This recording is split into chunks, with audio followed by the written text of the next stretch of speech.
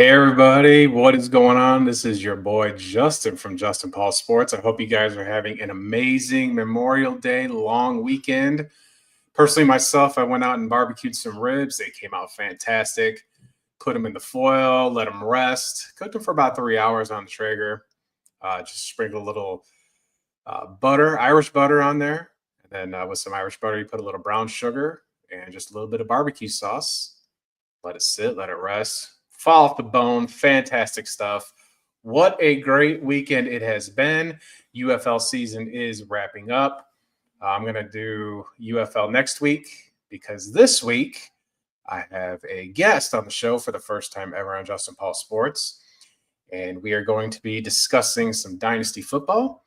A little bit of information on this man. His name is Bobby, and he is from Mississippi.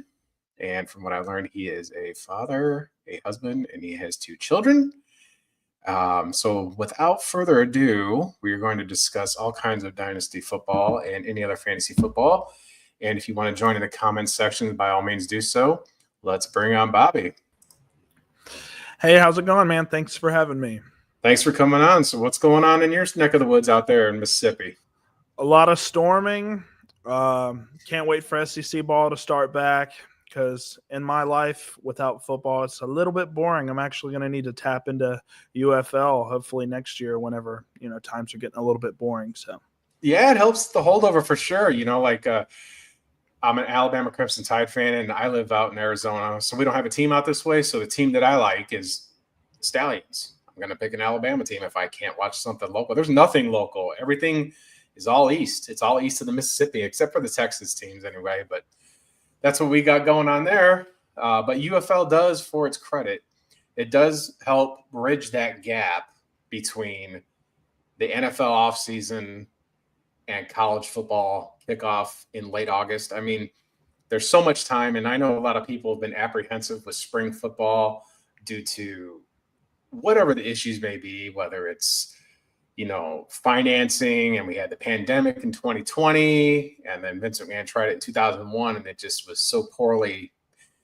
made to try and be like a wrestling, football, acting hybrid type of thing, and it just never took off. Ironically, I lived in the Chicago area. I did go to a couple Enforcers games in Soldier Field, but that's neither here nor there. So, but yeah, you should give it a try. I like it. The only rule that they have that I don't like is you can't kick an extra point. They make you run a play for 1, 2, or 3, which is innovative, but I do like the extra point aspect because it seems like it's more of a traditional football feel.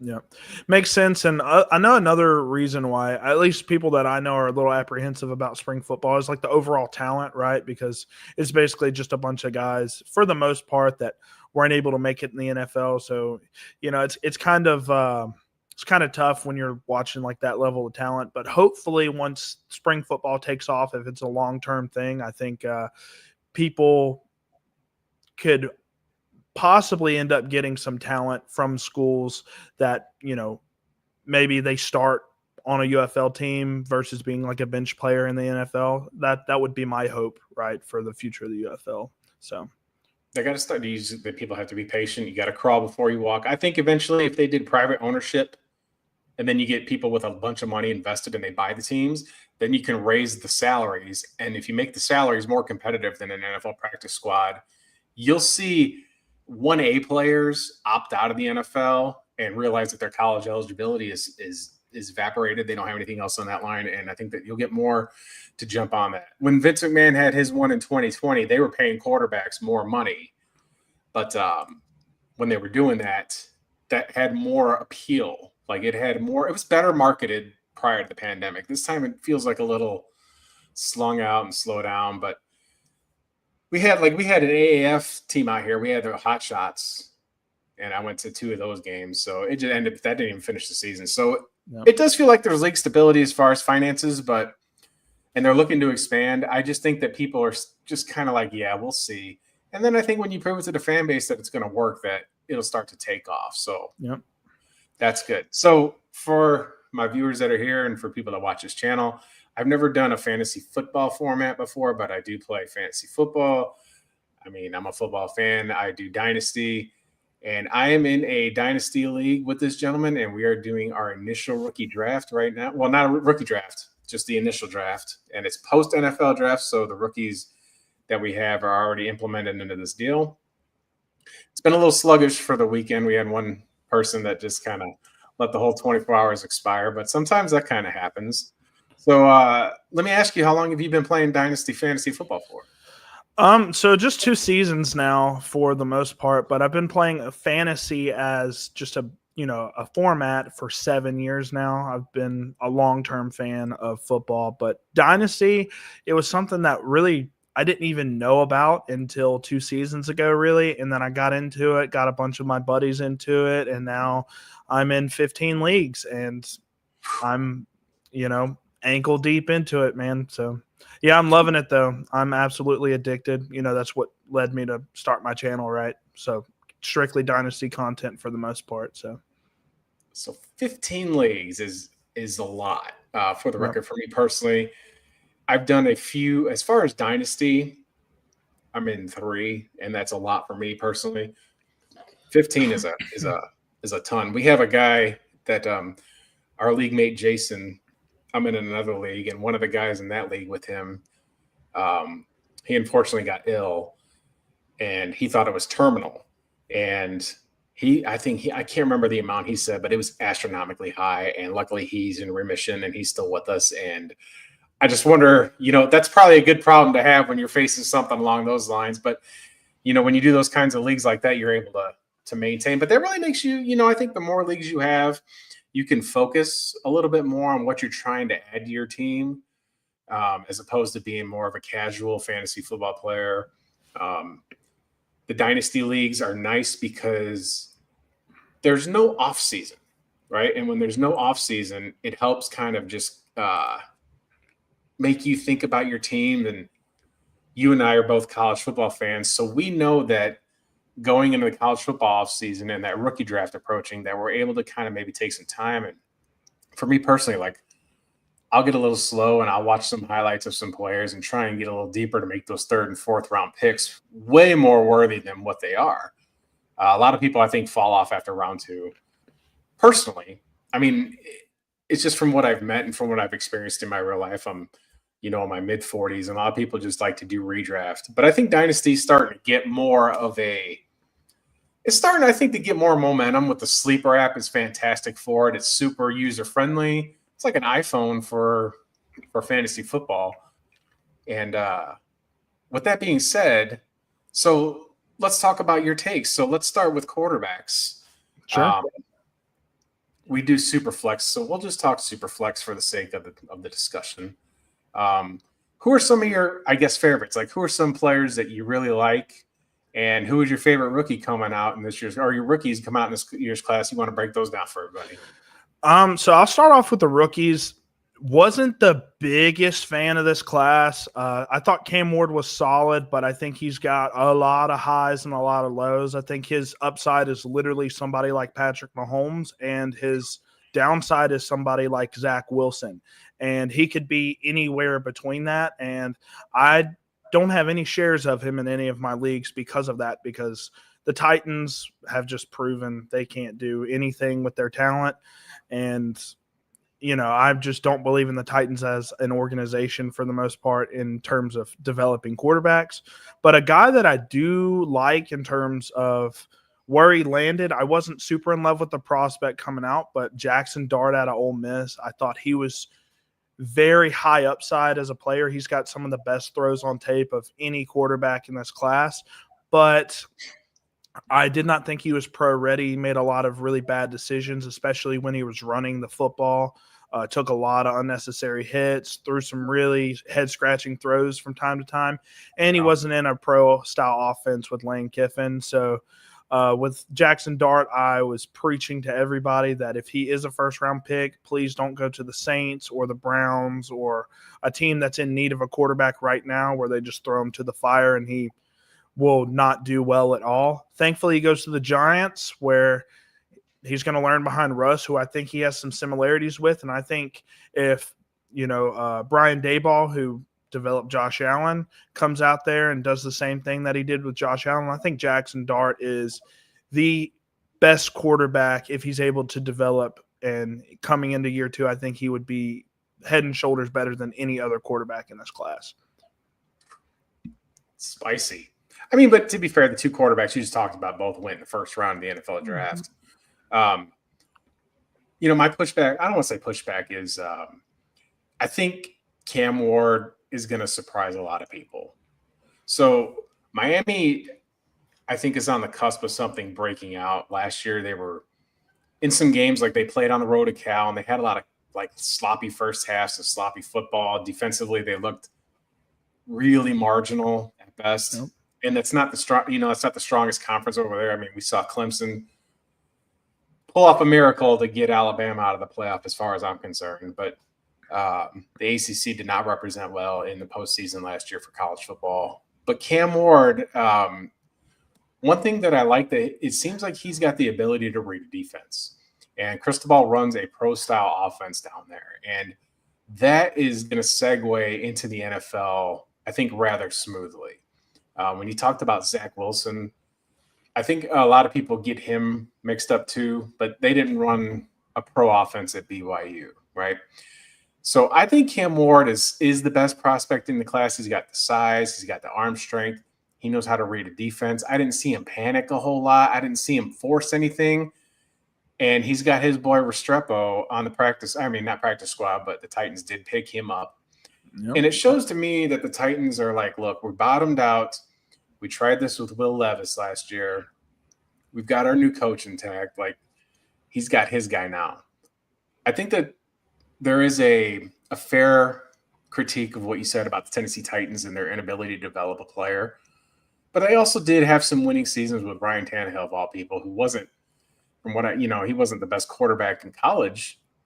And as far as Jackson Dart, I know that pains you as a Bulldog fan to have to sit there and give this audible speech about your arch rival's, quarterback being the best quarterback in the draft. I mean, I've had that with Cam Newton at Auburn, so I know what that's like. Full disclosure, I'm a Crimson Tide fan. But I'm going to say, I think Jackson Dart for me is a wait and see. Like you said, I've also got the same vibe about Ole Miss that I do with Texas when it comes to their styles of offense. Sark doesn't run. He runs a very unique offense that doesn't go into the pro game, but it's almost like, what are these formations? Ole Miss runs a lot of RPOs and deep shots, and Lane Kiffin has that very, it reminds me kind of a Mike Martz offense. Super spread. You got to have the dogs to do that. I think Jackson Dart's got Malik Neighbors. That's going to help him tremendously. Mm-hmm. Cam Ward doesn't have an alpha dog like that. I mean, unless Treylon Burks comes back from the dead, which he was one of the most disappointing prospects ever. I thought he was going to be wide receiver one of that class without question, especially the way he could separate and get down the field. I was like, and I got him in the league I was in. I was like, man, I traded up to get him. In fact, I traded up and I ended up having picks 1 and 2 and took Breece Hall and Treylon Burks with 1 and 2. So that's how much I believed into him, and he fell apart there.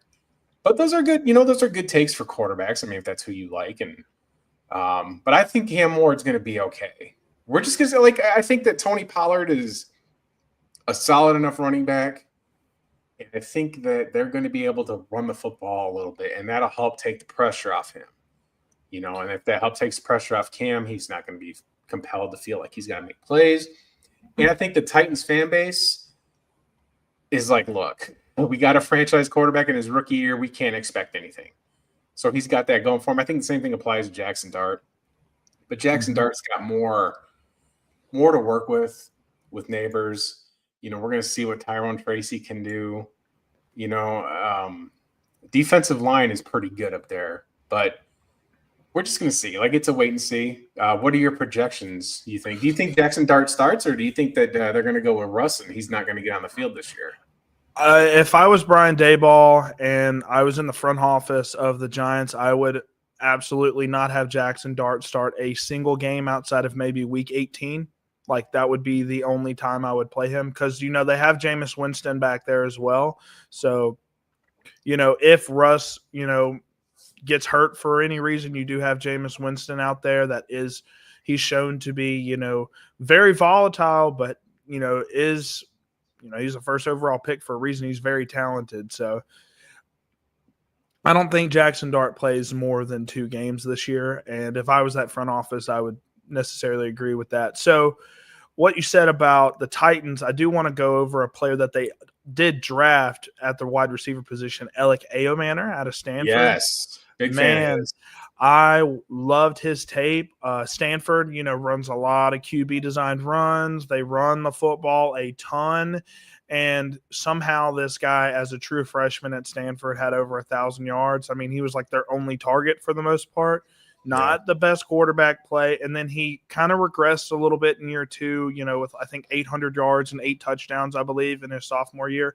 But super young, has some concentration drop issues. But, I mean, he shows sparks of being an elite wide receiver. Some great releases. He's got some great route running chops.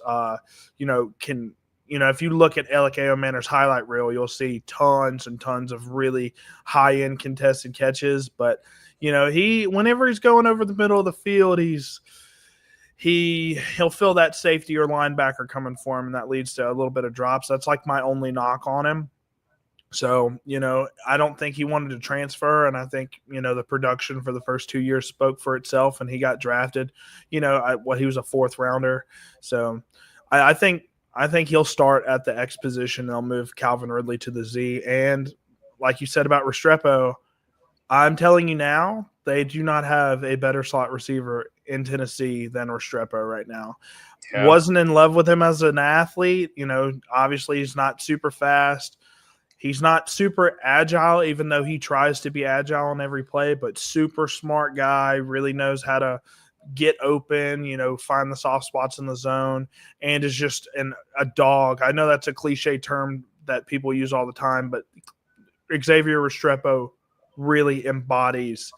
He's like a guy that's going to give it 100% every single play, and he will end up on a roster for a long time because of that. So, one thing I think that gets lost in football, I mean, I know we're discussing dynasty and fantasy along those sorts, but you got to have players that can just play. And I think that sometimes GMs and coaches and fans on the internet or whatever the case may be, they just look into athleticism and just call it a day.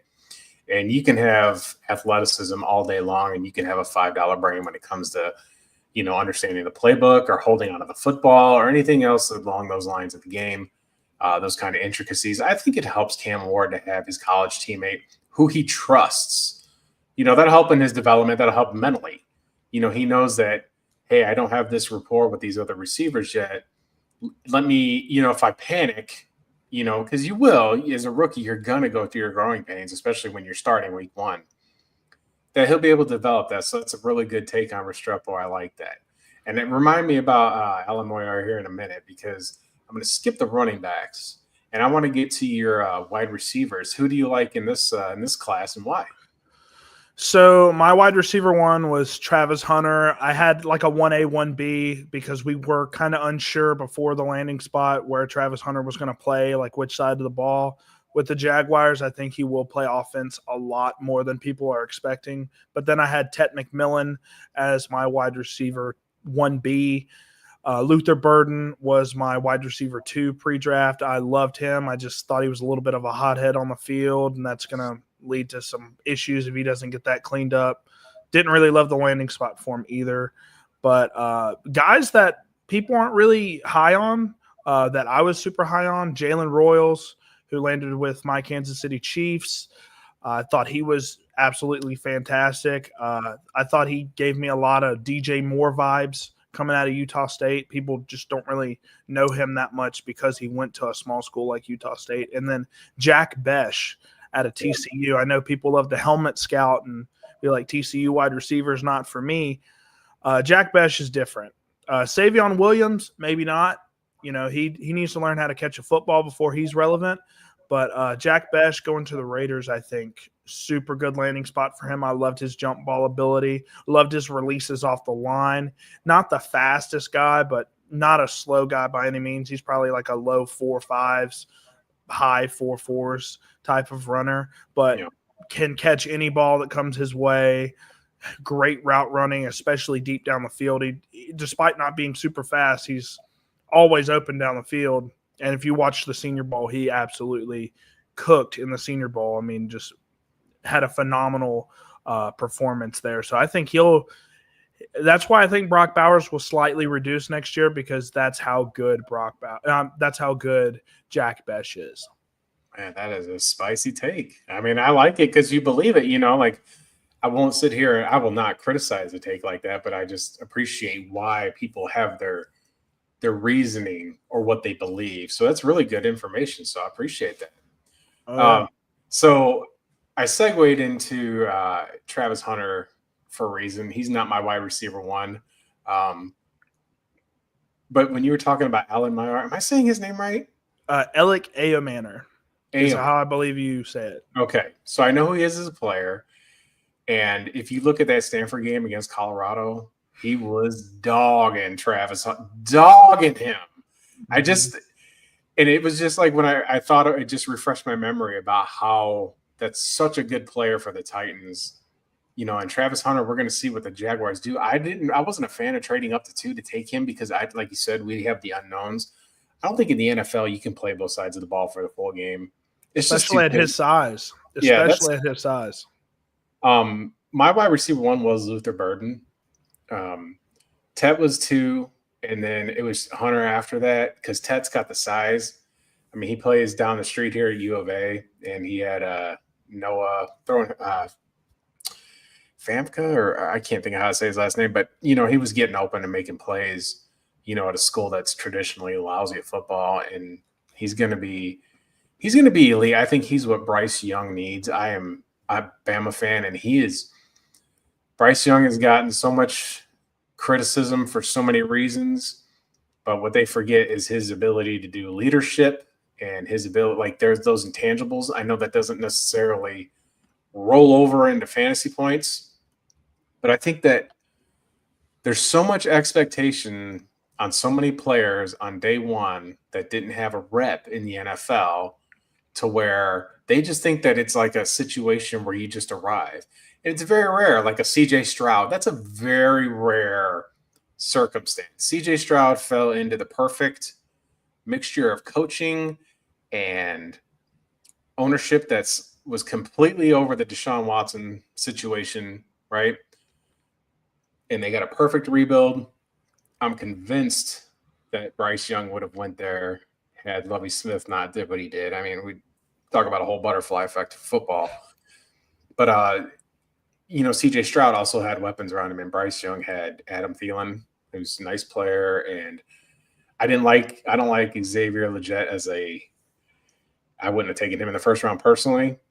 And now they got Jonathan Brooks injured. So there's a lot of things like that I disagree with what the Panthers are doing. But I think that Tet's going to help. And I wonder, today's the 26th. So we got those June 1st cuts that are coming. And I think that we're going to have a fantasy reevaluation as far as who's going to go where. I think that the Panthers might be in a market for another wideout. But I do like Jalen Coker. I think that he's better than Legette. I think if you do Tet and Jalen Coker, you've got your 1 and 2 right there. Legette, when you talked about the Senior Bowl, and I don't know what your take is on players, but I'm all about the early declares. I'm not a fan of Senior Bowl players. They generally don't. There's a reason why they had to stay late and prove themselves in some situations, in most situations. I mean, sometimes those guys, obviously, like Peyton Manning, stayed for his senior year. At quarterback, you get a little more of a breather than you do at skill positions, in my opinion. But I think that Tet's going to be really good. But Luther Burden, I think, is just an animal. And I'm not a Bears fan. I'm a Packers fan. So to see the Packers get him, or to see the Bears get Luther Burden, is who I wanted them to take. I didn't want them to take Nathan Golden. Golden's can burn, and he's a great player. But he was, again, those Texas wideouts, it's just always kind of a wait and see. Golden also wasn't very efficient either. I mean, he had like 900 yards in 16 games at the college level, where they played Texas, like their first 5 games. I mean, they played State. They played like multiple like really bad teams to start the year. And man, Golden, to me, I know he ran like a 4.29 or something like that. He does not play that fast on tape. He was one of my avoids. Everybody hated on me for that. He's still one of my avoids. Yeah. No hate to the Packers, but y'all just love to spread the ball around to y'all's receivers. Like y'all do not target one person, despite how good Jaden Reed is, in my opinion. Like y'all just spread the ball around. Y'all have Josh Jacobs, who's y'all's workhorse that just runs the ball through people all game long, and then y'all have just a tandem of a bunch of really solid young wide receivers, and you just throw them all the ball. And then you'll have Tucker Kraft as well, who also, in my opinion, Tucker Kraft was like Jordan Love's most reliable target, most consistent target throughout the season. So, with Golden coming in there, I think he's going to replace Christian Watson at the X role because, unfortunately, I thought he was a really high-end talent. He just can't stay healthy with the hamstrings and now the torn ACL. I think he's done. I don't know if he gets cut since he's technically still on a rookie contract, right? So, I mean, there's no point in cutting a person that's on a rookie contract. So, but I still think Matthew Golden will play the X, and if he was playing in the slot or something, I'd like it a little bit more, but with Golden, I think he's a solid jump ball receiver. I thought he was really good despite his, he's not the biggest wide receiver. His jump ball ability and ball skills are really, really good. But outside of that, I didn't really find anything particularly impressive about him. I would have loved the Packers picking Burden, even though you kind of already had that player in Jaden Reed. So I don't know where Burden would kind of land in y'all's offense. But yeah, I think the Packers and LaFleur would have loved a weapon like Luther Burden because he's just a yak. Well, he was there. Monster. I mean, he was there, and Packers fans, they really can't stand it when somebody criticizes their own team. So it's an interesting thing because, it's one thing if somebody who doesn't like your team, if they're a Cowboys fan or a Bears fan, says something, you can brush that off. But they don't handle self-critique well, and they love their players so much that they just can't divorce themselves from them unless it's like Aaron Rodgers, who kind of ran its course. But that's different. I think personally my favorite receiver on the team is Dontavian Wicks. I know he had the dropsies last year, and I think that if you ran Wicks, Reed, and Golden, they'll be okay. I like those three over Romeo Doubs and Watson substantially. I thought Musgrave was a better prospect than Kraft. Can't stay on the field, but he can get open. I think we're going to find out a little more about him next year, though. For him and Watson, I think it's make or break. I don't think Dobbs is going to return either. I think that they're done with those guys. Savion Williams, like you said earlier, I think he's going to be our specialist. I think he's going to be returning the kicks, and I think he might be a third down guy. I think the Packers are going to surprise a lot of people. Not that they're really surprising, but I'm not a fan of what the Lions are. So Detroit had this monstrous team last year and had all these weapons and had all these schemes, and we're going crazy playing Madden on the field, and we're completely crushing it. But then, when it came pressure time for these playoffs, they just kind of fall apart. I don't think that Ben Johnson – I think this is going to be a really heartbreak for Bears fans because I'm going to use a kind of a loose analogy here, but I don't think that I just don't know how else to put it, but nerds, he's kind of nerdy, and the same thing in Jacksonville and the same thing, prior with the Saints, when those guys get head coaching positions for the first time, even Mike McDaniel, I just don't think that they can resonate into a leader of men. And the only time I've seen it happen is with Sean McVay and with Matt LaFleur. Those are the only two guys I've really seen him do it. And Matt LaFleur luckily had Aaron Rodgers to kind of get him over that initial hump. I think that the Bears fans will crucify me and they say, well, you're a Packers fan. What do you know? But I think that they're in for a world of hurt that they're not ready for. I don't think Caleb Williams has the intangibles to win. I know we were talking off camera prior, but that you like him. Every time he played a great defense, the dude folded. Every time. I've never seen him overcome. And there's a lot of speculation about that whole offseason thing with, hey, they weren't getting coached, and then I didn't want to be in Chicago and this and that. And now they got a coach who's going to come in there, and I think that the expectations are so high, and I still think they're a 7-1 football team because they've got all this personnel, but it's young. They've just revamped the offensive line, and Joe Thuney, I know he's your guy on the Chiefs, but he's a little bit older, and the rest of the guys, it feels like a peacemake, like it's pieced together. Colston Loveland, I do think, is going to take Cole Kmet's job. I think that does happen. I think they've got the players. I just don't know if I trust the quarterback to lead them. I mean, the Bears still haven't had that 4,000-yard passer. I don't. And then, like, the other thing about the Bears is, like, Ben Johnson's already had DeAndre Swift once and said, "You ain't it." So now he's got him in Chicago again under contract. Who's going to run the ball? I think June 1st, the Bears are going to sign Nick Chubb. And if they do that, then I'll reel it back a little bit. But I don't foresee Chicago being this offensive juggernaut because, first of all, it's never happened. I know it's not prevalent to next season, but even with all this that's going on, they weren't exactly banged up last year. DJ Moore played all year, and I don't think Rome Odunze is that guy. I think Luther Burden's better than him. I think Odunze I think they reached for him. Like, I think that I just don't see the eliteness of him. And I'm going to preface one of my commentary on that because Kalen DeBoer, coached him at Washington before he came to Alabama. And I know I'm being critical of a guy he used to coach and that did make it in the first round, was a top 10 pick. But I don't think Odunze proved anything last year to anybody. I mean, he didn't exactly light up. Sometimes these rookies ball out. Like, look at Malik Neighbors. He had 4 quarterbacks and played just all elite. Caleb Williams couldn't get this guy the ball. Does that make sense? Do you see where I'm going there? So I feel like context for the Bears, the Bears are my NFC team. So, if I'm not watching the Chiefs, I'm watching the Bears. But, I do believe in Caleb Williams and his ability to lead a football team. I've seen a lot of interviews where he has been that leader that, a lot of people really doubted him to be in college.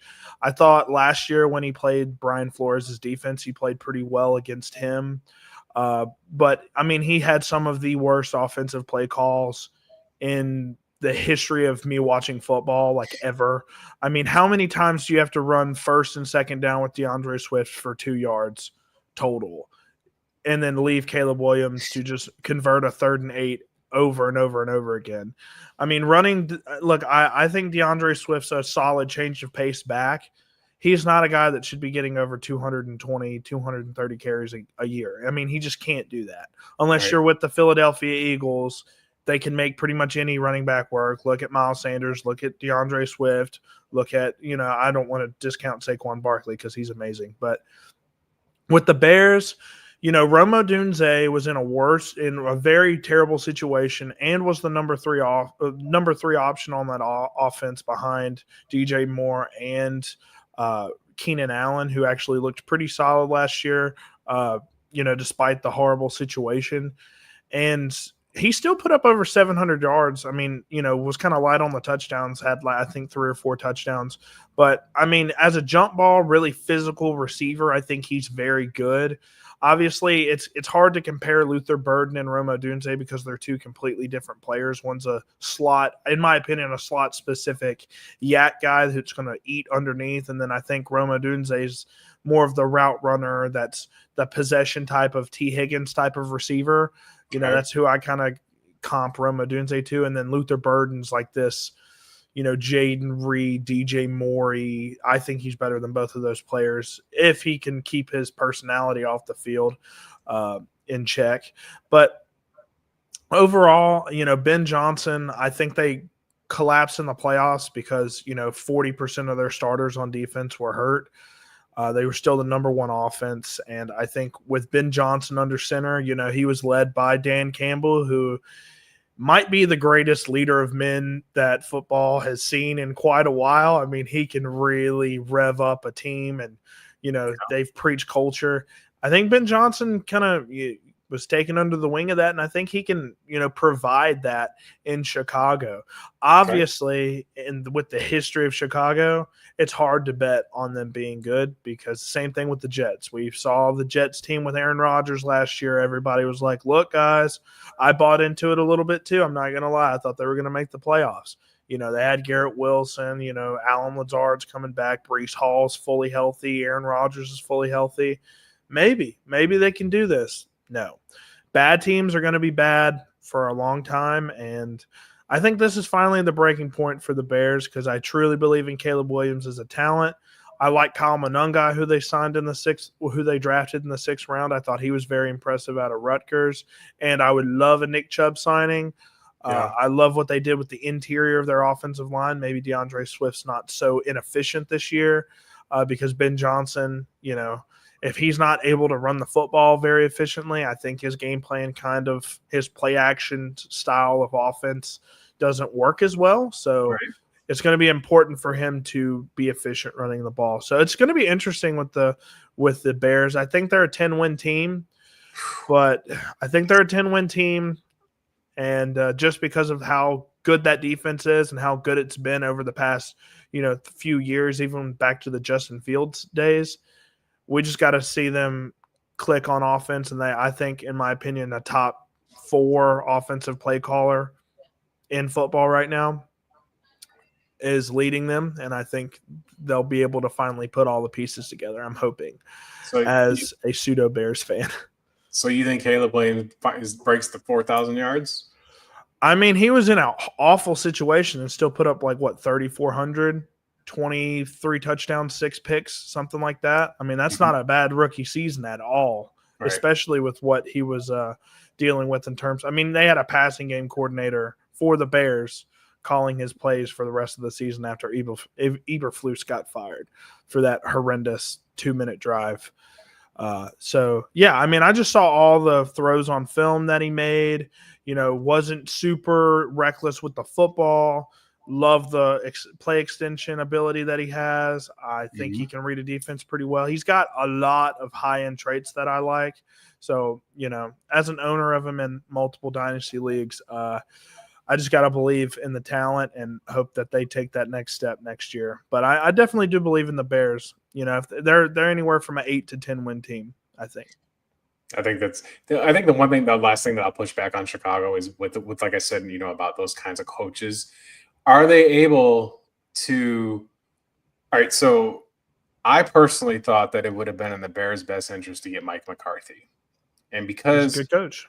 Well, that's true. That's a very true statement. He wins wherever he goes. And I think he's got more of a grip on how to run a franchise. His time management, his timeout skills are really awful. They've always been that way. But I think as far as being able to make things happen with that kind of roster, I think he would have been the better hire.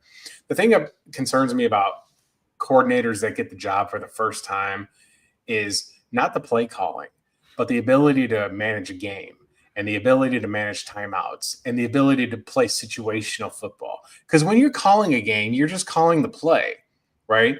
You don't have time to look at personnel on the defensive side of the field. You just call the play and you run the play and you can scheme that stuff all day long. But I think that when you're the coach, you're kind of more of the CEO, right? It's like, I like to compare it to Nick Saban. Nick Saban didn't call plays on offense, never did.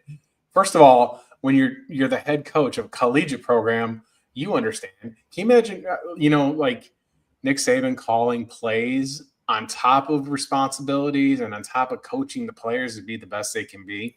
That's what I wonder. Are they going to do that in Jacksonville? Are they going to do that in Chicago? Are they going to do it with these play callers that can? I think head coaches never should call plays. So it's going to be an interesting transition. I know we're on very opposite ends of our expectations for Chicago and the players, except I think we're on the same page with Luther Burden. But Luther Burden's insane. Yeah, I think that it's just as far as the players, but it's just a wait and see. I think Detroit's going to take a step back.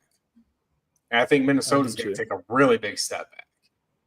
A big step back. Because and it's not biased because of the Rose Bowl, but J.J. McCarthy, there's a reason I think Jim Harbaugh never let him throw the ball. they ran and ran and ran and ran and bullied people on the line of scrimmage, and it was effective, and you didn't need to throw the football.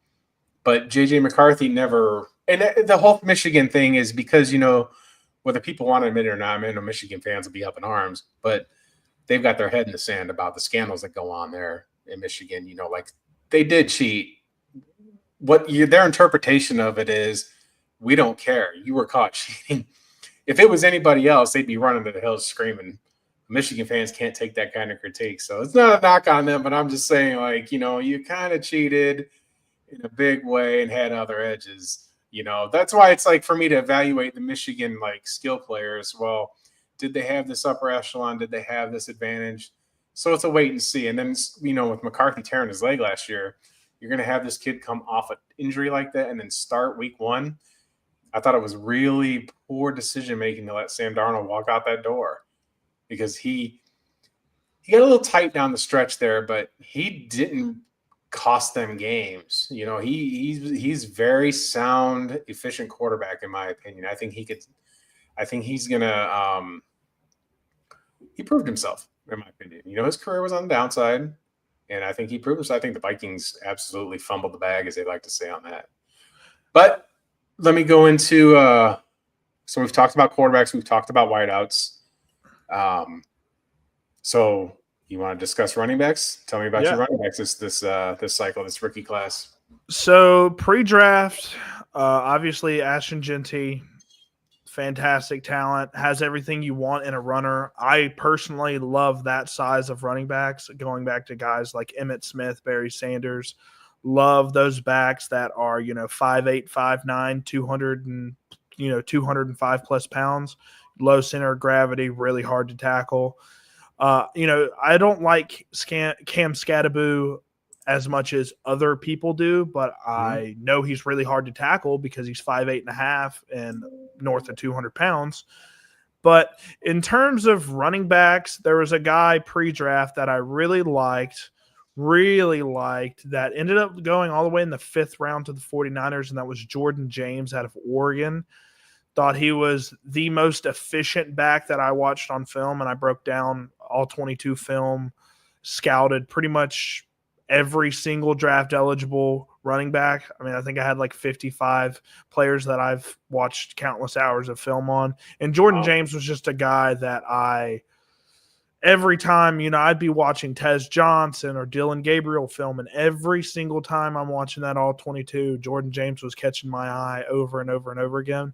I comped him to Aaron Jones, just a guy that is, not particularly good at any one thing, but he's super efficient at gaining yards efficiently, never taking negative plays. He didn't get tackled for loss like one time last year. That's great. And didn't fumble the ball once on over 250 carries as well. So super efficient rusher, tons of touchdowns as well. I thought he was really, really solid on film. We just got to hope for, let's not say hope, but if I'm Jordan James, you're basically looking for a injury to Christian McCaffrey, which, isn't the most insane thing to happen. Other backs that I liked, I love TreVeyon Henderson. He was actually my RB2 over Omarion Hampton.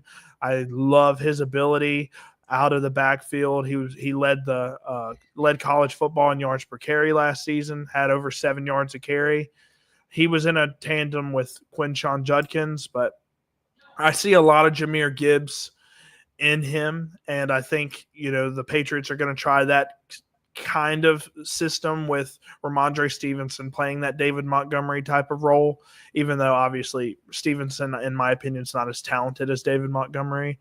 But, leave Stevenson for the short yardage work and goal line work, and then TreVeyon Henderson gets all your high-value touches, like all of your backfield work, all of your first and second down runs, stuff like that. I think TreVeyon Henderson, barring injury, will impress a lot of people next year. Wow. I liked it's a really great analysis. For me personally, I mean, I know that Genty is obviously running back 1 for dynasty purposes. He's going to carry the rock in the Las Vegas. There's nobody there to compete with him. I mean, his name escapes me from Georgia. It just wasn't cutting it. And I think that Pete Carroll's got a offensive format to where he'll get the ball. He can be like Marshawn Lynch, who was an absolute monster at the running back position. So Genty was obviously the right take. I think the Raiders drafted pretty well, like you said, with Jack Beck earlier. It feels like there's a rebuild going on there that's about business now. It doesn't feel like a clown show like it's been there for so long. They still don't have really a quarterback situation panned out, but Geno Smith was a leading passer in the NFC. So we'll see and he's worked with Pete Carroll before, so I think that sustainability of understanding your players that you previously coached, it helps tremendously. It's just familiarity. You got your same dance partners and you know what you're doing offensively, so you'd be able to move the ball. Genty will definitely take the load off Geno Smith to try and have to make plays downfield, force defenses to defend him. And when you start doing that, if you run the ball effectively, get those play action shots down the field, you're going to score points. And the Raiders got great defensive players. I mean, Max Crosby's just an absolute beast. We all know that. I mean, he's just an absolute animal. But it does feel like the Raiders are on the uptick. As far as, running backs thereafter, I thought this was a really good class.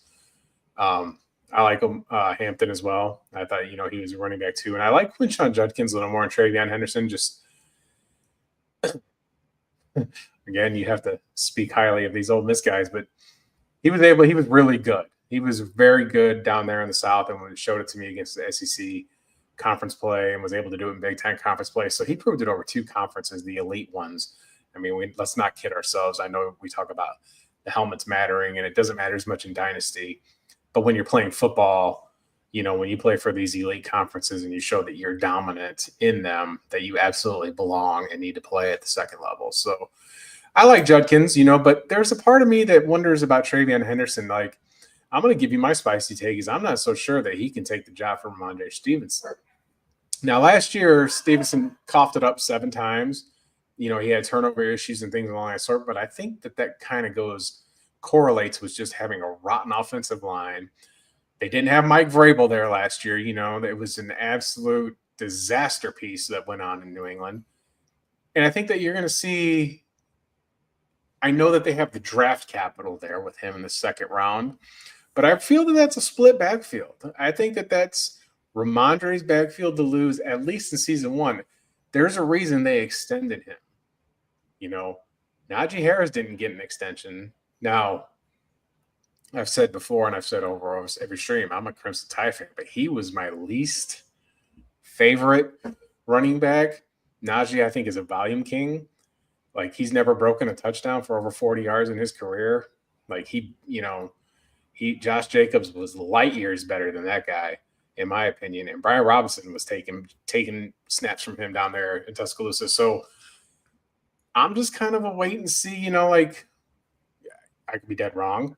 It's interesting that, having you on the show that I think that we both got a very good grip on collegiate athletes, what they've done, how they'll pan out, what our models are for figuring out what they are. I just think that we've been respectfully disagreeing just on how things might play out, but it's not a bad thing. It's good discussion to have. I mean, this has been, you're a great guest. We're definitely going to do this again. But I just think that as far as like TreVeyon, I just think he's got to prove it. I know it sounds nuts. It's not a situation like it is. I think Judkins will have the better fantasy year because there's nobody in his way. There's nobody in Genty's way. There's somebody that they signed in the way there in New England. But he is electric, but it's just if he was it felt like my take is on a guy like that, why couldn't he take over the backfield? I know TreVeyon is, I believe he's pretty good in pass pro too, so that'll help him substantially. Very, very good. But the running back class was really thick this year. So yeah, you've got that kind of nailed down. But another, so did you have any more dynasty points you wanted to go over, or did you want to segue into the college game?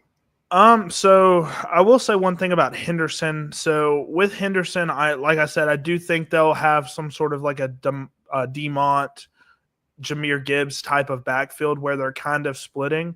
But if you're a dynasty player, obviously everybody's rathering the Gibbs side than the Demont side, just because I think somewhere in the range of like 800 to 1,200 yards for Travion, probably as a rookie, maybe slightly less. Let's say like 700 to 1,100. That's probably more realistic for Travion Henderson, because I do think as a weapon, he is spectacular. I love his elusive moves. I love his burst as soon as he gets the ball. That's one of the traits that I value the most out of running backs. That's why I'm so low on a player like Kyron Williams. He's kind of like Najee Harris, who's, his longest rush last year was like 27 yards. Najee Harris broke one longer than that last year. Yeah. So, I love backs that have a lot of, burst to them where, they can turn a play that a lot of backs will give you like 2.5 yards into 5-6 yards. And with Travion, I think his elusive moves and, that speed, once he gets going downhill, he can run people over, man, for extra yardage, fight through contact. So I think with Travion, the relationship, thankfully they got a new head coach and they got a new kind of stable of coaches in New England, because I think if they didn't do that, I don't think Ramondre would be long for the Patriots. You get kind of like a fresh start with him, because the relationship was pretty sour with Jared Mayo last year. So anyways, yeah, do we want to talk about the tight ends? I thought the tight end class was fairly solid this season, this draft class. Yeah, we can, definitely. But before we talk about tight ends, it is your turn to pick in the draft. Is it? And the irony is you were just speaking of Trayvon Henderson and you just got sniped. Would you like to take a moment and make your pick in real time for everybody? Yeah, absolutely. And I'll talk through my draft process as we're doing it. Okay, just for everybody knows, we are in round 5. This is a 10-team Superflex IDP league.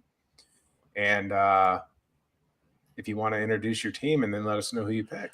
Sure. So we're in the 5th round right now. It's a 10-team Superflex, like he mentioned. You start 5 IDP. So my 103 was Jaden Daniels. I followed that up at the 208 with Caleb Williams to solidify my 2 quarterbacks. And then in the 3rd round, I drafted Travis Hunter so I could start him in my IDP slot. I think that's going to be pretty overpowered. And then Ladd McConkey at the 408. I think he takes a slight regression back this season because they finally have a consistent running game. J.K. Dobbins got hurt, so they had to start throwing more, which helped Ladd. This season they have Najee and Amari in Hampton, so they're probably going to be running the ball a astronomical amount of times. So, excuse me. So I'm kind of in the market for a running back here. Not the biggest fan of Breece Hall just because of his efficiency going down every single season. James Cook, I think, had a very good season last year, just mainly due to touchdown upside, and the contract situation's kind of making me lean away from him a little bit. Probably leaning rookies here. So we were just talking about Quinshon Judkins. I do think in terms of rookie drafts, he should not go later than the 106. Yeah. So the options here, you got Breece Hall, Cook, Chase Brown, who I am not a believer in at all. Kenneth Walker can't stay healthy a consistent amount of time. Caleb Johnson I do like, but doesn't have the draft capital Quinshon Judkins has, and they're kind of similar runners. I think Caleb Johnson's a little more upright of a runner, which I don't necessarily like. So I'm kind of talking myself into drafting Quinshon Judkins here, who is who I'm going to draft. That is who he took, ladies and gentlemen. Congratulations on your 5th round pick. Thank you. I've drafted him in 3 leagues over the past day now. I'm in 5 startups at this very moment. So yeah, I've got him in my other league with Jason. Yeah. So I'm looking at your team like he just went over, and this team is super young. So that means that, in my opinion, he's setting himself up for a long-term run, but not saying yet because it's too early in the draft, but it doesn't feel like it can contend with these guys yet. I mean, he'll get a lot of points with the quarterbacks, but Travis Hunter, he could slide an IDP spot, but when you just draft 2 rookies in the first 5 rounds of a startup, usually you're not quite ready to go, but these are situations and these 2 guys that they can go out there and produce right away. So yeah, that's just my take on Dynasty.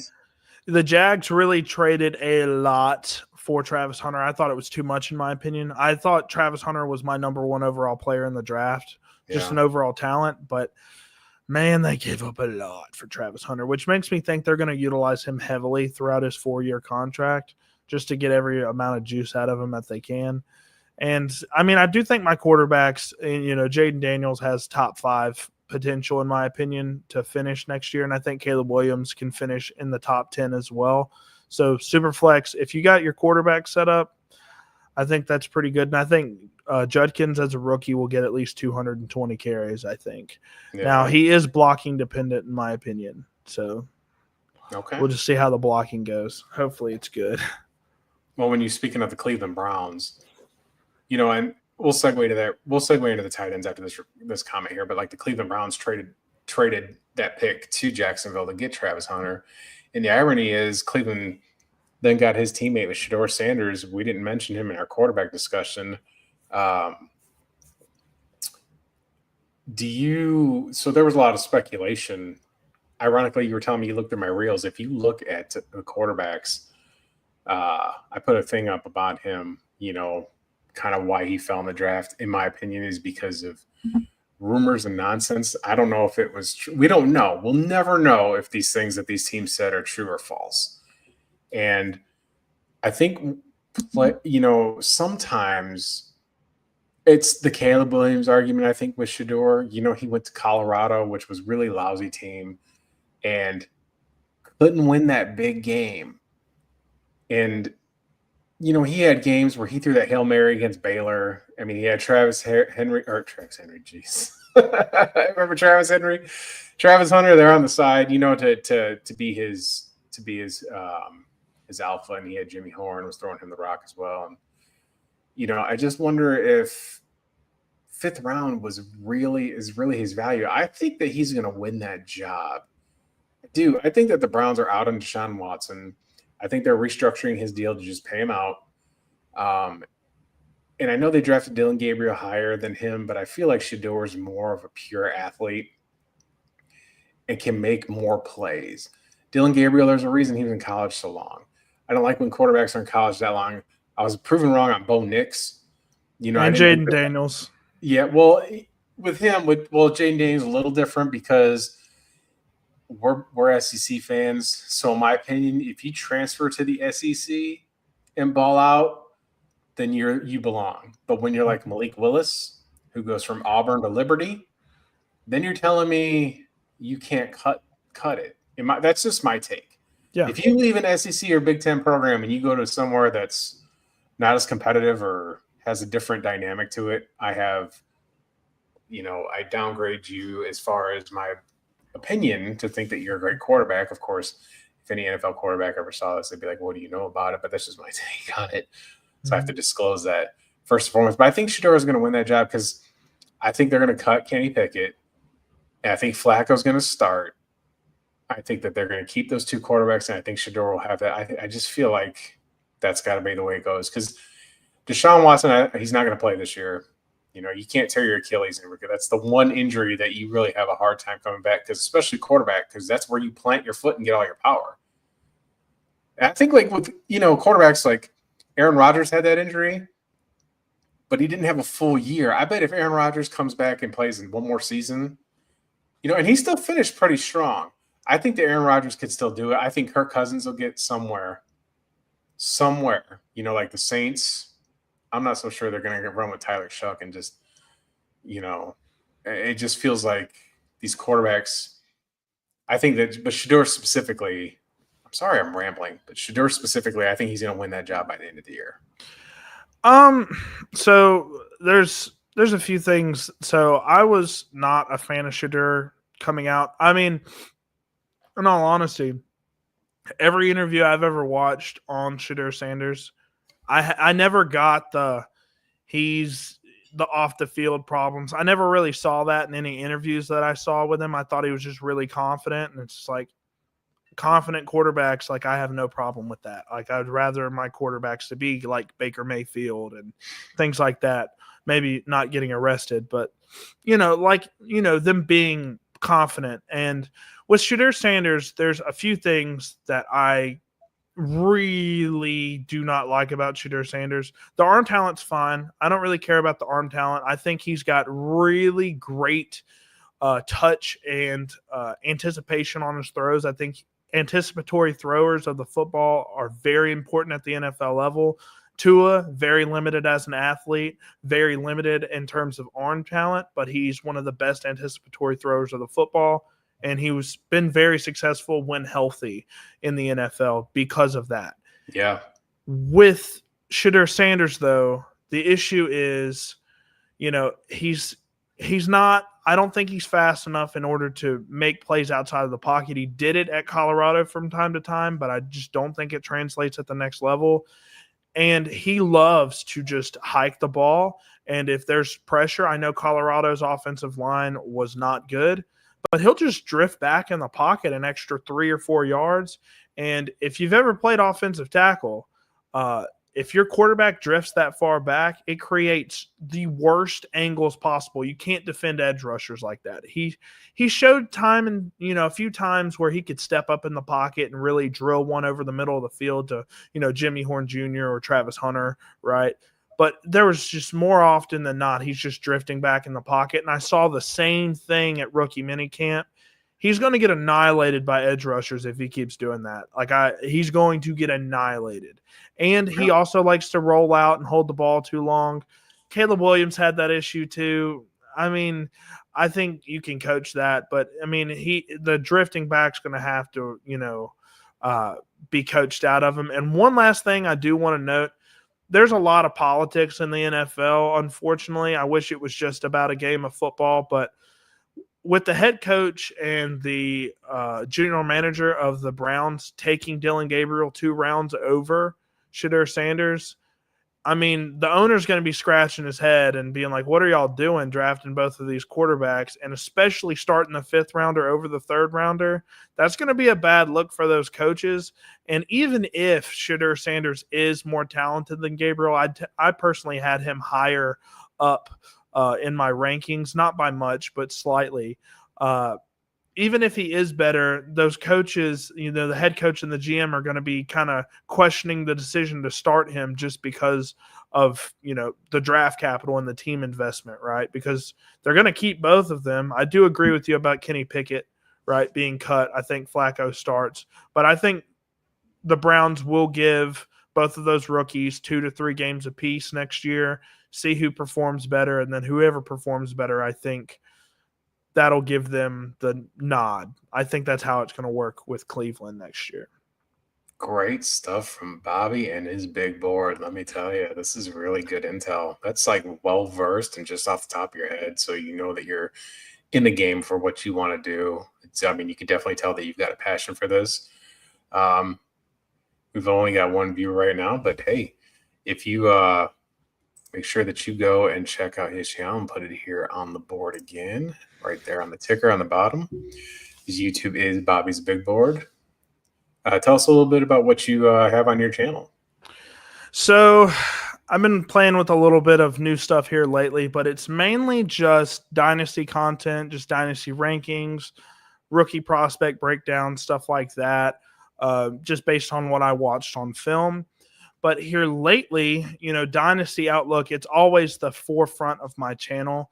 But I had just posted a film breakdown of Kyren Williams, kind of going through what I thought about the player, use some all-22 cut-ups, kind of go over the play concept as well. So I'll draw the play concept out, explain what the goal of the concept is, and then we end up seeing what Kyren Williams does in this instance. So just kind of doing that, and then kind of basically giving you my outlook on him at the end of the video of what I think about Kyren Williams' long-term outlook, stuff like that. So it's, a mixture of film breakdowns and Dynasty outlooks on the players, Dynasty advice, things like that is the majority of the channel. It's player profiles with film. Yep. You ever see Alex Rollins' channel? I've seen a lot of channels. I mean, I get so mixed up on all the channels. He's got really, really good stuff. And he doesn't do it a lot. And he does I don't know how he edits videos. I don't know lick about editing videos on here, or I would do that for some of the stuff that I like to do personally. But he does just check him out. Alex Rollins NFL. He breaks it down. He's got music. He runs over scheme. He runs over why. He has the graphics. It looks professional as can be. Alex Rollins, NFL. I know he'll probably never see this, but he's one of my absolute favorites. I'll have to check him out for sure. Yeah, he since does. I have a football background, so I do understand play concepts and things like that. So, the Rams love the zone run schemes, right? So I go over wham concepts, I go over inside zone concepts, blocking schemes, things like that. So I'm pretty well versed in all that. Pretty good with the wide receiver concepts as well. So those will be dropping here soon. Probably do BTJ next. Dude is an animal. He is an animal. Animal. All right, so let's get into tight ends here. So you wanted to discuss them. I personally had Colston Loveland and Fannin out of Cleveland ahead of everybody else. Love Fannin. Not real big on everybody's favorite hero, Tyler Warren. I just don't know if he's a prototypical NFL tight end that's going to get 100 grabs a year. He reminds me more of a Kyle Juszczyk player. And I think that Penn State got a little cute with him, and everybody likes a good story. He was throwing passes, and he looks like your old Bronco Nagurski and, Dick Butkus out there. But, he's not Mike Allstott. I think Mike Allstott blows this guy out of the water. I just think that he's a big football player looking guy, but as far as dynasty value, I don't know if Indianapolis has the ability to get that guy the ball. Daniel Jones, I think he gets too much criticism because there's a graphic I saw where his numbers are identical to Trevor Lawrence's. Yeah. They're identical down the board. I showed that exact graphic to one of my buddies a few days ago. Exact graphic. Yeah, so we know what's going on there with that. And I just don't know if that was the right pick for the Colts. But Colston Loveland was off the board, I believe, when they picked. He went at 10 and Warren went at 14. Yeah, I would have taken Colston Loveland because I think he's on a Brock Bowers type of position, in my personal opinion. But it wasn't a super deep. I do like Los Angeles getting Gadsden. I think that could be a little ace in the hole sleeper down there. Mm-hmm.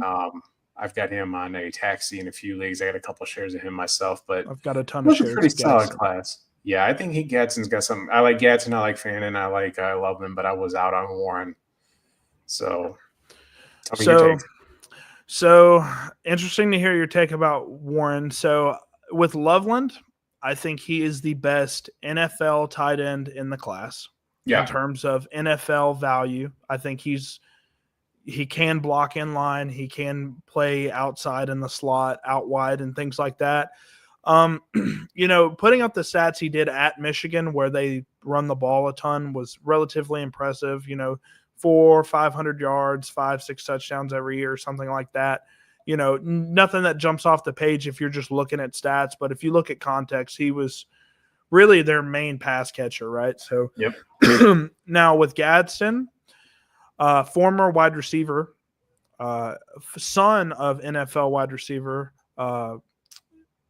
Gadsden, Oronde Gadsden. He's Oronde Gadsden the second. If you were watching Miami football in the early to mid 2000s, you'll remember Oronde Gadsden as like a solid wide receiver 2 for about 7 years. Got all of his dad's hands. He is a super big possession tight end that just has some of the stickiest hands in the class for me. So I love that pick for the Chargers. They absolutely needed a tight end. I thought Will Dissly was fine, but I think Gadsden's more impressive. Excuse me. So with Harold Fannin, I think he's not a very prototypical NFL tight end because he is undersized, but so is Brock Bowers, to be fair. But you can't just – I know he played in the MAC at Bowling Green. I know he didn't face the biggest level of competition, but then he played Penn State, who's a legit team, and cooked them for 170 yards and a touchdown. Now, Bowling Green, he was the centerpiece of the offense. They got him the ball over and over again. They did get a little cute with him on screen passes and things like that. But I will say with Harold Fannin, he's got some a very good yak ability. Him and Tyler Warren have very good yak ability, but Tyler Warren gets it done a little bit different. I'll talk about him in a minute. But with Harold Fannin, if you get him the ball, he's just shaking off people, shaking off arm tackles, juking people out of their shoes too at his size, which is very impressive. I thought his double moves on his routes were very clean as well. I thought he was a pretty smooth route runner. I think you could put him out in the slot a significant amount of the time and kind of get him, the ball. Obviously, Njoku's there, but he's a free agent after this year. So I think Harold Fannin will probably start by week 10 or so because Njoku always gets hurt. So short-term outlook for Fannin's not the best in terms of production, but I do think 2026 he's going to eat. Moving on to Tyler Warren. So Tyler Warren was my tight end one. He's just the type of player that I love to watch. I agree with you. Penn State definitely got cute with him, right? They schemed him up. Schemed him up is what I like to say. They schemed him up a bunch, lined him up at H-back, fullback. People really hate on him as a blocker. I think he's a little underwhelming as a blocker despite his size. He's 260, 6'5", right? I would expect him to block a little bit better than he does, but it wasn't as bad as people made it out to be. But just when he gets the ball, man, he bulldozes through people, And I kind of comped him to big Taysom Hill and Shane Steichen. He's a very creative play caller. Yeah. He gets a little too cute for his own good sometimes as well. And obviously the quarterback situation, Anthony Richardson trying to throw a 5-yard out, he's going to kill somebody in the third row of the stands with his ball placement sometimes. I mean, it's atrocious. Yes. But if he can get, if Anthony Richardson can clean it up, I know he's working with Josh Allen's QB guy in the offseason, trying to get his mechanics down. I think Daniel Jones is okay. I think he's fine. New York was definitely a dumpster fire while he was there. But with Tyler Warren, they have nobody else in that tight end room, like nobody. I think Tyler Warren's going to go in year one. Shane Steichen's going to scheme him the ball, and I think his production is the best in the class year one just because Colston Loveland. He's going to work with Cole Kmet a little bit. I do think he's better than Cole Kmet, but I think they're going to run some 12 personnel and have them both out there. Plus, you got DJ Moore, Rome Odunze, Luther Burden as well. So that room, and it's a run-heavy offense if he's doing the same as what he did in Detroit. So his target competition is very, very loaded right now, and I don't think his share is going to be as good as people are thinking. I will say in 2026, after they move on from Cole Kmet inevitably, I do think Colston Loveland can be the best guy out of this class. But for me, my strategy in Dynasty is always short-term success in terms of my rookies because I can always flip them for more after their year one. So with Tyler Warren, I just love the talent and what he brings to the table. I think he's got pretty sure hands as well. Loveland, if we watch some of his tape, I saw, some concentration drops that kind of – they were, they weren't all over the place, but there was one game where he had, I think, 4 drops in one game, which was, a little concerning. But other than that, very good jump ball type of tight end. Just does some surprising good yak work as well after the catch from time to time. So, I overall agree with you on most things, but I think Warren's very, very talented. He's got the good landing spot out of all of them for sure. He's got the best chance to start. There's nobody ahead of him, and I do think that Loveland will eventually take that spot from Kmet. But, they did sign Kmet to that money, so we'll see, because like you said earlier, those general managers don't like to have egg on their face, and they don't like to look foolish. And maybe if they decided that they cared more about winning football games than they did just, I think a fan base would actually be more accepting of a guy that said, you know what, this is our guy, we're winning. That's who we got to go with, and we want to win football games more than I need to be right. There's a lot of humility and hubris that – there's hubris up here when it comes to, positional, when it comes to ownership and coaching and all this. But if you got a guy out there who can who can score and win you football games, that's what you need to do. That's what you need to play. It should be a non-negotiable thing. That's why I like college football more, but now we're going to kind of see that dissolve a little bit. I mean, uh, how long are some of these players willing to stay if they ain't getting on the field? That's what contributed to Nick Saban retiring. He said after the Rose Bowl, when they got back to Tuscaloosa, I don't know if you know this, but 25, 30 players are like, all right, we're going to negotiate. Like, who negotiates what kind of college football player do you have to be to think that you can go in there and tell somebody like Nick Saban that how it's going to be? Like, it blows my mind. And maybe it's just because I'm older and have watched this game for so long. I just can't, like, in the pros, you can kind of do that because you're signed and it's a job. But when you're 17 and 18 or 20 and just thinking that you're able to just go in there and imagine telling Kirby Smart this is how it's going to be. Like, come on, man. Like, you're out of your mind. Steve Sarkisian, even Ryan Day. I'd pay money to see somebody go tell Ryan Day that this is how it's going to be or I'll leave. It's just mind numbing. But I want to segue. I agree with you for sure about NIL. Obviously, I do agree that, college football is a massive moneymaker, so there should be some money in it for the players. I get that argument, right? But it's come into Texas and Texas A&M, those schools. Alabama gets a decent amount of NIL money, but not compared to A&M and Texas with the oil money and stuff.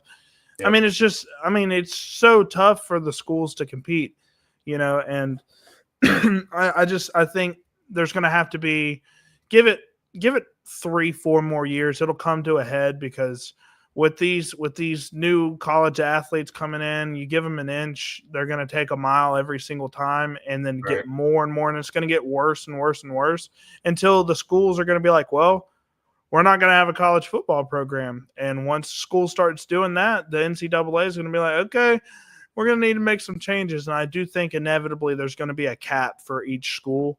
And once that happens, I think things will settle down a little bit, even though I definitely don't agree. I think that's the only really realistic solution to the problem, even though obviously I would hate to have a salary cap for every team, but I think that's the only valid solution. I think the biggest solution, there's two easy solutions in my opinion. First of all right, so signing day used to mean something. So if you sign a letter of intent, once you sign, I think that your NIL agreement, and like you said with the cap, but there has to be a structure to where when you sign with a school, you can't back out of it. You can't enter a portal immediately. You're kind of signing a work contract, and you can, people in real life sign non-compete clauses all day long, right? So what they should do is implement a system to where when you sign and you go to spring practice or whatever the case may be, when your graduation, things along those sites, unless the coach quits for another job or is fired, that should be the exception of the rule, because you're committing kind of to the coach when you're committing to a program. So that would, I think, be the exception to the rule. They have to eliminate double transfer portal season. I mean, they need a calendar. Like, it's like college football needs a calendar, and they need to stick with it and get rid of early signing day. I don't like signing players when there's a season. All this stuff needs to happen after the season. And they need to compress their schedule a little bit. January 20th is a little late, because of semesters and you have to be mindful of what schools are running finals and all that stuff. But they can clean up a lot of it by saying, you're signing a commitment letter to this school. You're going to be here 3 years unless the coach leaves. 3-year commitment has to be. It has to be 3 years. You have to get rid of transferring. I think that's what makes it so hard, because you can't you're juggling a roster all the time. Like Mike Gundy threw his arms up, I think, and just said the hell with it at this point. You either want to be here or you don't. And it kind of can hurt his recruiting because, like they know better. Well, they don't necessarily know better. And until the NCAA puts grips on this and comes up with a way to say, hey, you can't just come in here and dictate everything. You can't, because it's not necessarily just about the money, like you said, with Texas and Texas A&M. I think that'll straighten itself out, because all you got to do is revenue sharing with TV deals, and that'll fix a lot of it. and you got to cap them from overspending. You have to cap your big dogs. But I think that if you just limit the ability to transfer and have a commitment letter mean a 3-year commitment, unless a coach leaves, like it has to be extenuating for you to transfer out of there. And you can only do all this stuff once in the offseason, one time, 30-day window, whatever it is, preferably after signing day, before spring practice. That's when you want to get your roster together, because then when you've said, hey, I'm going to transfer, and then you transfer to wherever the hell you're going to go, the coach can say, all right, he's going to help you get out of there, or try to recruit players into his team. And then after that window closes, then you can get your roster ready for the fall and be able to build a team. Because you can't build a team. You can't build camaraderie. You can't build all these intricacies that you have when it comes to sports if everybody's just telling everybody to pound sand. It's not like basketball where the team roster is so small, and basketball is kind of a universal pick and roll, kick out, accidental offense. Like it's all the same. Football, you got different schemes, you got defensive schemes, you got all this stuff, all these things that play into it. That's how I think that you should that it can be fixed, because it doesn't work out for everybody. Isaiah Bond comes to mind right away. Ruined his legacy for a Lambeau. That's what I like to call him, legacy for a Lambeau.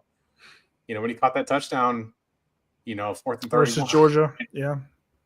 No, it was Auburn game. Oh, it was the Auburn game. Yeah. The Auburn game when he catches it in Auburn, from Milroe in the corner, and then beautiful they go on and win the SEC championship. I mean, it just was like, and then he's like, business decision, I'm out. Maybe it's because Saban left. I don't know, but shouldn't be so quick to pull the trigger. Yep. I think Texas paid him, and then he caught a case. That's why he didn't get drafted, even though I don't think he was an elite. I thought he was going to be a 2nd or a 3rd round talent just because he had some – I know he didn't run well at the combine. He's faster than Golden. I saw it on tape. Arch Manning threw him a bubble screen, and if you watch it, I think it was versus University of Nevada. No, University of Louisiana, Lafayette. I forget what it was. It was one of those small Louisiana schools, and he caught a bubble screen and accelerated upfield, and I saw like 4.22 speed when I saw that. I mean, his acceleration and long speed are insane. He just didn't have the production ever, right? Which kind of hurts him. But I think his film when he got the ball on the field, he was ridiculous, and then made a stupid decision, and now he has a legal issue, legal case, and he's probably not going to the NFL now, which unfortunate for him, but got to make better decisions, man. So, but yeah, absolutely, I do agree with you about NIL and wholeheartedly about all that. I do agree with the whole 3-year commitment, obviously, right? Because I mean, there's so many schools. Who knows? Like, if the transfer portal and all that stuff wasn't happening, who knows what schools could have had some sort of gigantic buildup, maybe not UCLA, but I'll use them, right? Like kind of a smaller school, right? That could have the potential to be ranked. Like, who knows? Like a team like that could be like a top 5 juggernaut if this wasn't in there. And it's just so tough for the smaller schools like UCLA and like Tulsa and, those American Conference, any American Conference team, just like it's just so tough to even have a roster, because the minute you have a good player, all the other schools are going to be hounding on him, right? Whether it's illegal or not, it's still happening. So, yeah. All right. So we're going to do 2 quick segments here. We've been on for almost 90 minutes. So we've got 3 viewers. I haven't seen any questions in the comments, so feel free to ask. But if we don't get any questions in there, I'm going to ask you one. I'm going to ask you both a college take. I want to know what's your spicy hot college take for this upcoming year, and what's your spicy hot NFL take of the year. So we'll start with, give me your college spicy. Give me something. What's your take on the season coming up? What do you got so far? I'm not going to give like an actual team prediction or a playoff prediction. I have a kind of a read on it, but I think it's going to be your same sort of contenders, right? Bama, Oregon, Ohio State, those types of juggernauts are going to be there. But, Let me think on this for just a quick moment. I think that there's a guy in South Carolina right now. His name's Lenore Sellers. He's currently projected as a top 10 pick in the 2026 draft. He's a big time dual threat, really fast, tall type of quarterback. Yeah. I think he's going to have a Carson Beck like season next year. The 2024 Carson Beck that we saw. He was one of the favorites for the Heisman, completely tanked his stock by playing. And I also think Carson Beck will have a pretty solid year in Miami next year as well. I think he'll do solid there. Okay. And that's probably it. I think Arch will obviously have a pretty solid year. I think he's going to be not as good as people are expecting just because it's his first year fully starting, which would lead me into a take that I don't even know if it's really that hot. I think Arch Manning will be a 2027 draftee, not a 2026. Sure. Texas forks out that bread. You never know. And oh, yeah, go ahead. Give me yours. I'm excited to hear yours, actually. It's going to sound biased. But I think Alabama wins the SEC this year. And I think the reason is everybody – well, okay, so here's my take on it. Everybody dogpiled on them for winning 9 games and losing to Oklahoma and, Vanderbilt. Now, it's appreciative that I can speak with somebody who watches film, okay? And you're not the typical knucklehead that just wants to drag Bama through the mud because everybody loves it, which is fine. I'm used to it.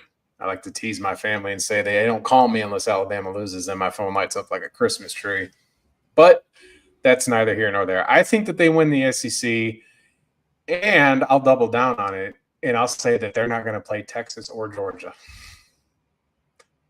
In the SEC championship? It's going to be Alabama and LSU in the SEC championship. As my spicy, yes, sir, spicy take. So with LSU, again, that's another team people like to dogpile on. I mean, defensively, they've been just un-LSU-like. Let's put it that way. I mean, the days of Pat Peterson walking through that door appear to be in the rear view.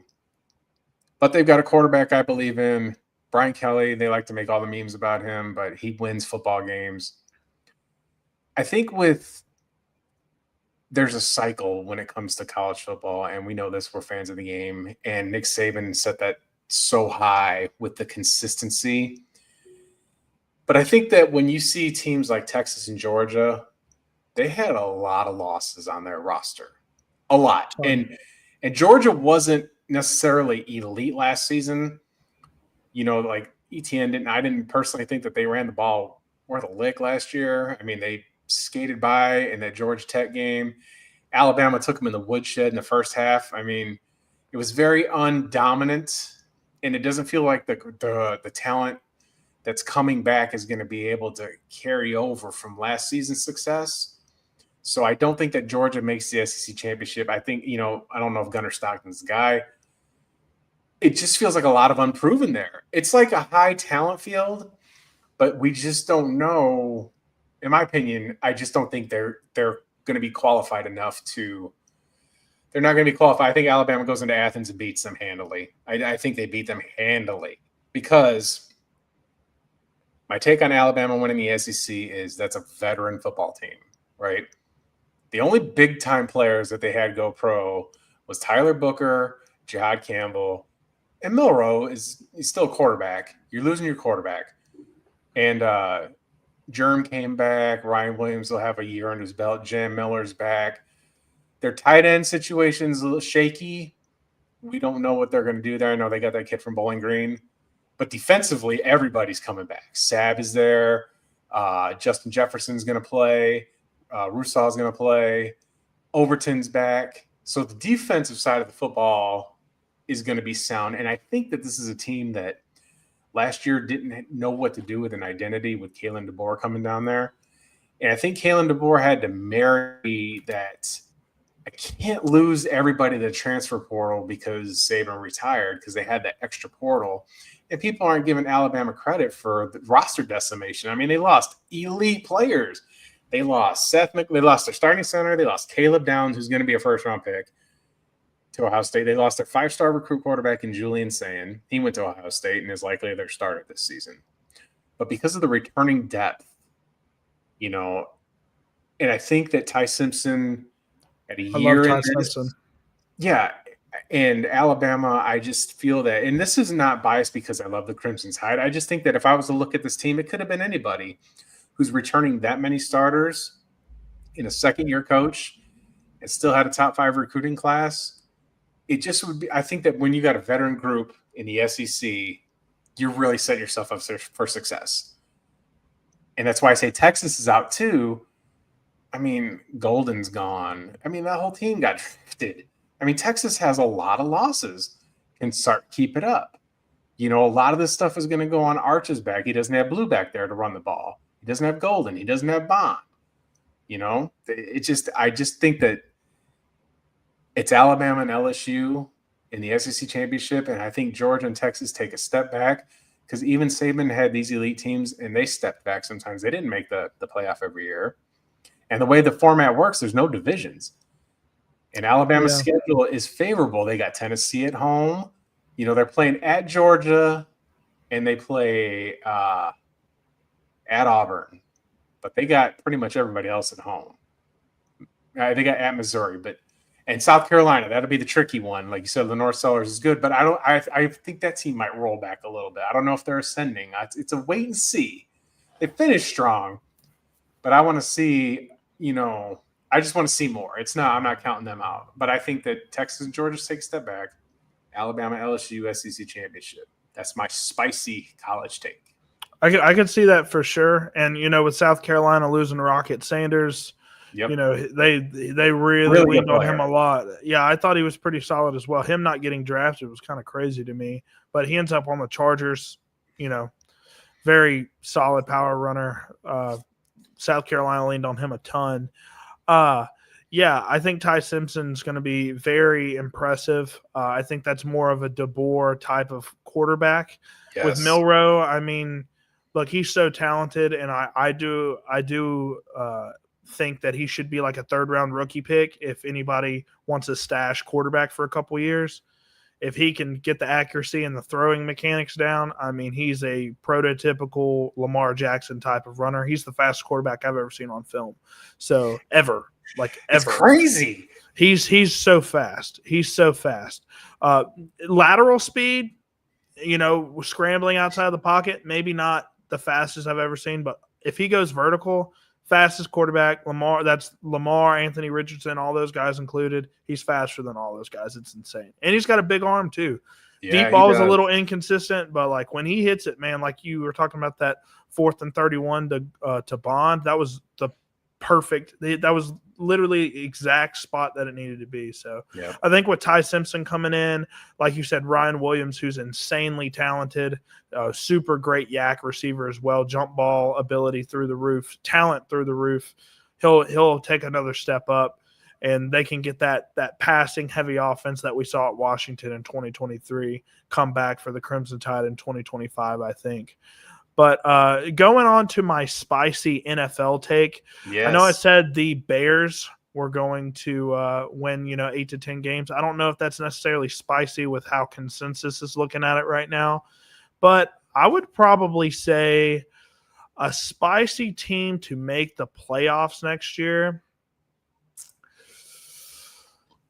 It's a toss-up for me. I think the Jacksonville Jaguars are a sneaky playoff team this coming year just because of the personnel that they've brought in. I'm not a big fan of Bashal Tutin just because of the ball security issues, and the agility issues as well. He's not super agile in the open field, but if you get him in a wide open hole, he's going to take it for a touchdown because he's got legit, low end 4.3 speed that shows up on film.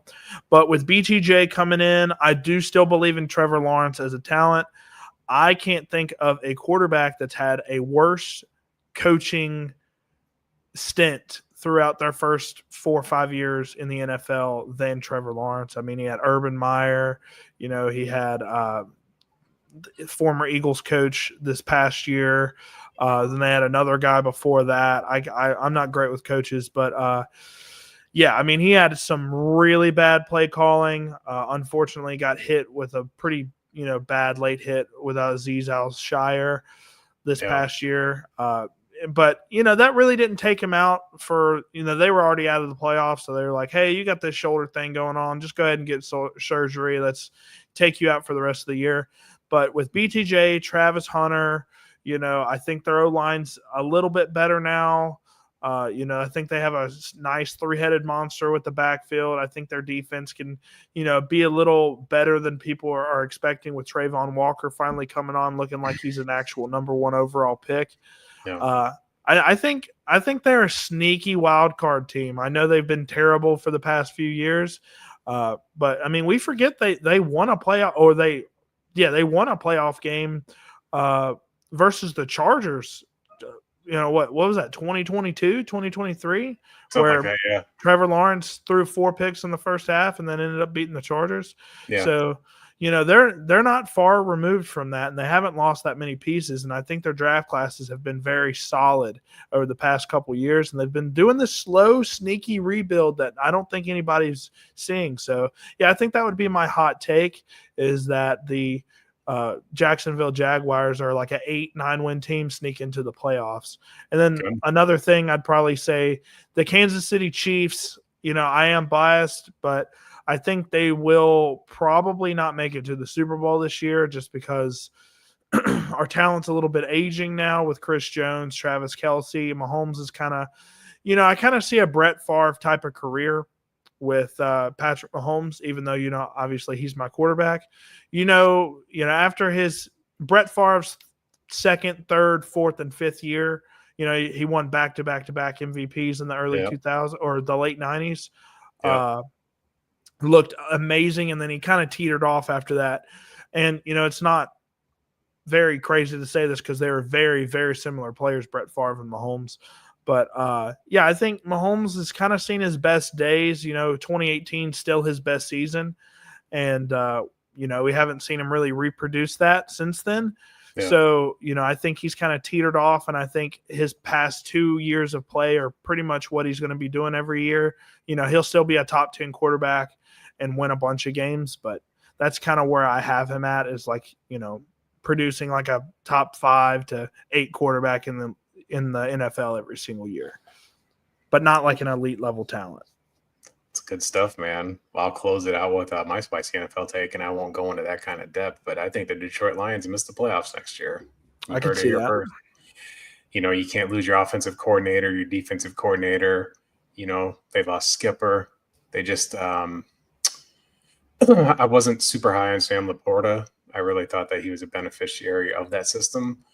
I think that Ben Johnson, I think the Lions say that they've got their prototype. The guy that took over for Ben Johnson is escaping me at the moment, but was one of his disciples. So it's a wait and see. But I think the Lions, they do get healthy defensively with Hutch coming back. And can we see, like Terrion Arnold, God bless him. I love him in Alabama, but I don't think he's an elite NFL corner.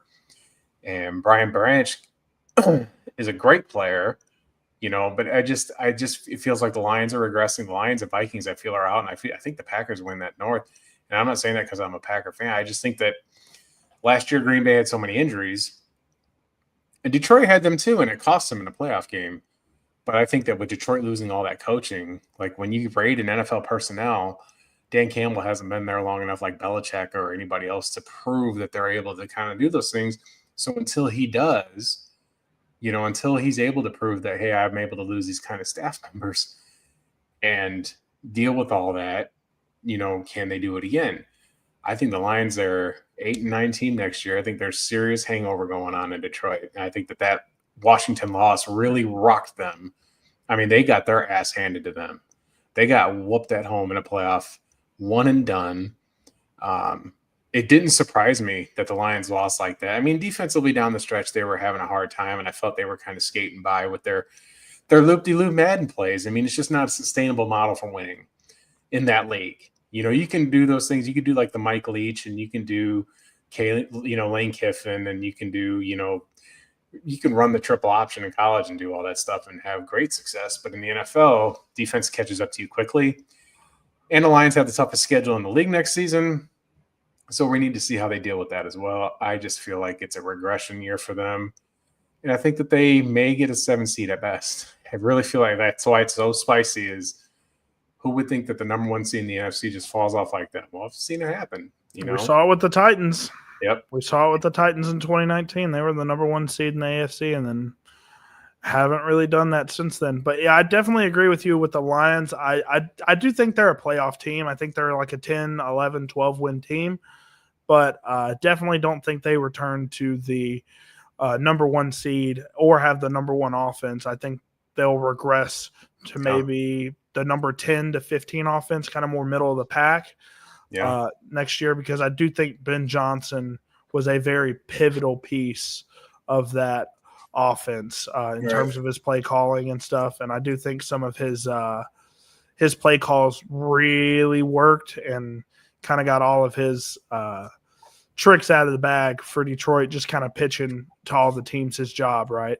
Just like, hey, I'm a head coach. So that's what he wanted, and that's what he got. So we'll see how he does in Chicago next year. All right, man. Well, we're going to wrap this up. We've been on for an hour and a half. Really good stuff, really good insight. I'm looking forward to playing Dynasty ball with you this season and going forward. It's really nice to be able to talk with somebody who knows ball. I really like to get more information on you as far as how you're able to read film and do that stuff, because I've never been able to do that. I've never had somebody show me that kind of aspects of playing ball. So that's something we can talk about offline. But absolutely. I mean, honestly, just an idea here, just throwing stuff out. We can absolutely just kind of get on here, play with something, and even have like a live film breakdown of certain players and stuff that we like. I mean, I think the viewers would love that. I have something on my computer I can show you where we can literally draw the plays on the film on the screen as we're doing it. So okay, we'll find a rookie and we'll see. I think I got one that might puzzle you, so we'll talk about it off camera for sure. Absolutely. But I'm gonna wrap this up. We had some viewers come in. We had a maximum at 5 at one point I saw, so we've been an hour 45 in on this great Memorial Day. And ladies and gentlemen, everybody, thank you so much for joining. Please go subscribe to Bobby's Big Board channel on YouTube. And we will see you next week. Next Sunday, I will do an end-of-season UFL breakdown. Get ready for our playoffs that are incoming. It should be an exciting wrap-up to the season. I'm hoping the Stallions take a 4th consecutive championship, which would be compelling. But I do think there's a team that stands in their way up there in St. Louis. But we'll see. We're going to see how it goes. Thank you so much, and you guys have a fantastic week. Thanks.